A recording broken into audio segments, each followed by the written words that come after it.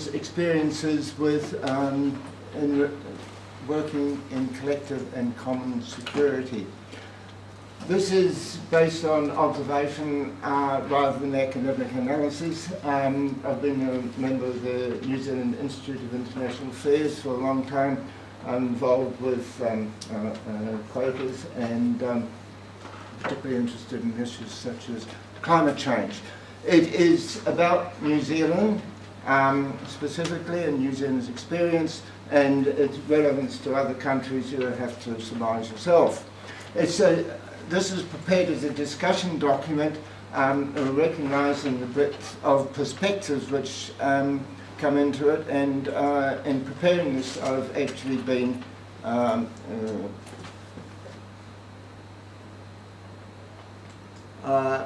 it's been discussed with senior members of the armed forces.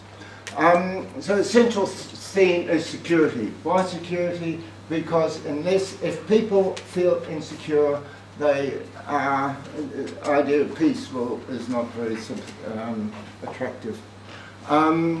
It's about respectful relations, and this is important. It's not domination. It's dealing with, on a one-to-one basis, with other people, other countries, which is the real basis of understanding.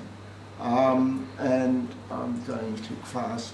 And it's international relations as a whole of a society process, which I'll go into later. So, New Zealand is a small country. We know our place, but we make a distinctive contribution. At least we think we do. We punch above our weight. And we have no enemies. Yeah, that's the theory anyway. Just a very brief historical process review. I'm talking about how we work with other countries to ensure our security. And collective security is how we work to defend ourselves against some other enemy. First within the British Empire, the Boer War and the World Wars, then the Korean War under the UN, and this Vietnam. These involve different groups of allies that we've worked with reasonably successfully.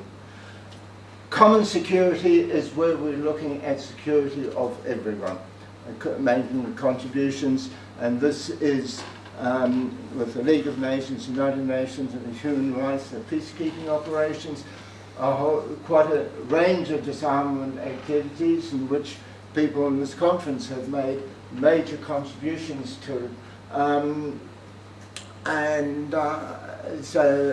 Most notably nuclear weapons bans of various types until very recently, trade, the law of the sea, and general international relations, particularly the Security Council membership.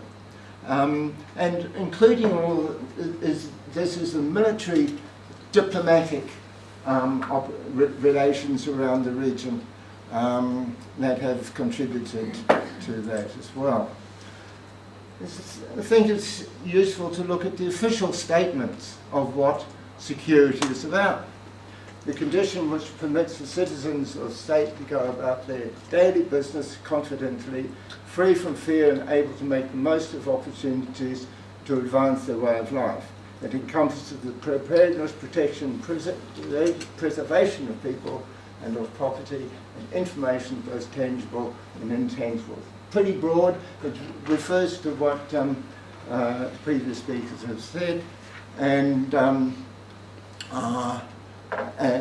you can see a lot of different aspects involved in that, and the fact issues that this is involved. This comes from the Prime Minister Office of Prime Minister and Cabinet website, ensuring public safety, preserving sovereignty, protecting lines of communication, strengthening national order, sustainable economic prosperity.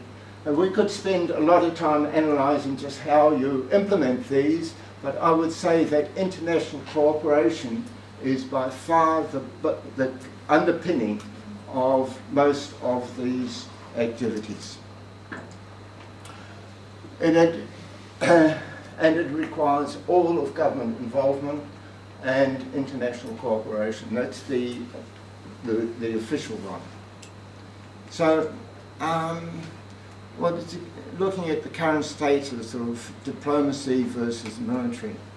Diplomacy is very much embedded in broad and respectful international engagement. It's a key theme to much of our international affairs. Characterised with the UN Security Council bid, in which New Zealand got nearly 75% of the vote in the first round. And I think that's really quite unprecedented. And that was based on a lot of very hard work in developing these respectful relationships all around the world, under a conservative government, although they were inspired by the Labour government. And New Zealand was a leader in the nuclear weapons ban negotiations earlier this year, in which 66% of nations participated, but New Zealand acted against the interest of its traditional allies. Virtually all its traditional allies were opposing these negotiations. And recent statements by our political leaders, just recently come out in New Zealand International Review, highlights the fact of these relationships as the core to our position. Well, I think enough has been said. Said about the military. I'll just New Zealand's military. I will just say that their impact at the moment is mainly about alliance maintenance, although it does have significant civil operations. So, now security.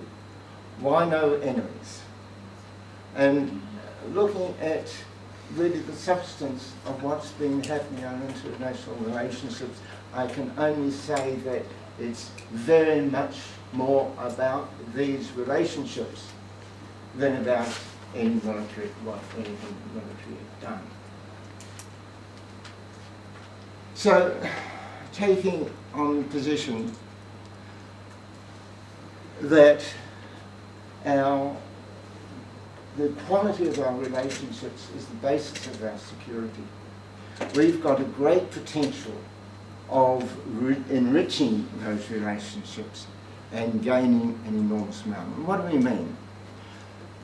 There's a broad list of the different factors in our relationships with other countries: diplomacy, aid programs, defence forces, intelligence services, all the standard stuff, trade, business with a large range of different countries. I think 150 different countries we trade with, is potentially very powerful influence. The academic institution here and many other institutions, universities engage in a host of different ways. The community, the travels, the friendship associations and all sorts of other religious cultural links. Indigenous, the Maoris have links. The immigrants and the New Zealanders that go overseas all provide links between us and other countries and various. Finally, the non-government organisations, from the UN to the organisations like Greenpeace, global organisations which have reach into lots of different countries. including us, and a lot of us are involved in those too. So all these have an impact, potential impact in our relationships. But they're all disparate. There's very little coordination. How do we bring all this together to some sort of coherent thing? Well, we can imagine conferences. Conferences, for instance, of everybody interested in our relationship with Australia, or the United States, or China, or we may take Southeast Asia as a group, and share all these. We can get people from those other countries over to the ambassadors and combine this, make it as open as possible, and as diverse as possible. It would be quite quite a challenge to handle all those. And of course, we don't limit it to face-to-face conferences. We could even have conferences in other countries. Bring their heads of state or whatever over to here. So it's open and balanced relationships. Central intelligence would be an important role to bring the key things together, see what's really important for us, but that needs to be open to prevent abuse. Institutes of all types we could have. Identifying critical issues and targeting things that could potentially blow up and create a problem. So we're targeting problems before they become critical. And we could arrange offshore events. Like we've got this South China Sea situation. We'd arrange a conference in that area and bring people around to, we'd need very good relations to be able to bring that sort of thing off, but it may be possible. And then, of course, the media plays an important, critical role there. So why should you go to all this bother? It'd be a lot of work, cost, and a lot of time and effort. Well, I think it would make New Zealand comfortable and competent with its place in the world. It would provide a deeper understanding of our international environment throughout society and our ability to engage with it. A richer domestic environment, because we'd be engaging all the different cultures, groups into society, so they wouldn't be hidden away in a little bit. They'd be contributing to the country, to the world. And engagement with migrant and diaspora society, communities, and promote productive cooperative relations between countries. So, is that all worth the effort? The questions to be asked about the military, and I identify the combat capability of the military, because as people said, they have important non-combat capabilities. So that provides a sense of security for some, and that needs to be respected. Our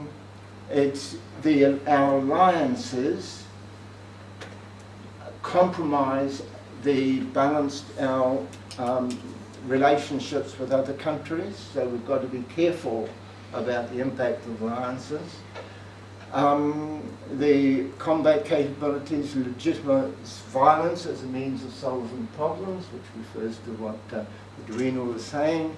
Economic costs, of course, as Edwina has commented on, and legitimises the disruptive role of military in other countries. If we have our military, other people need to have legitimize other military, and I would submit is destabilizing. Intelligence services tend to be intrusive, and I think that compromises respectful alliances. alliances, compromise, independence. I'll comment on that. And perhaps we can get intelligence services which support rather than undermine our relationships. So there's key questions to be asked about this. Can this respectful engagement provide comprehensive security? Are there significant risks like a malignant engagement? So countries put a face which undermines underhand objectives. Public perspective of security, can we convince the New Zealand public that this is really security? And then there's a fallback, which the previous speakers talked about, non-violent resistance. Is that a part of the picture? So I won't put the summary. I'll finish off by saying what should our security look like? And this says,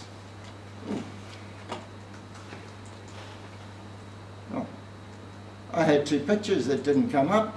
One was an army, and one was a tank, and one was a conference. We'll see.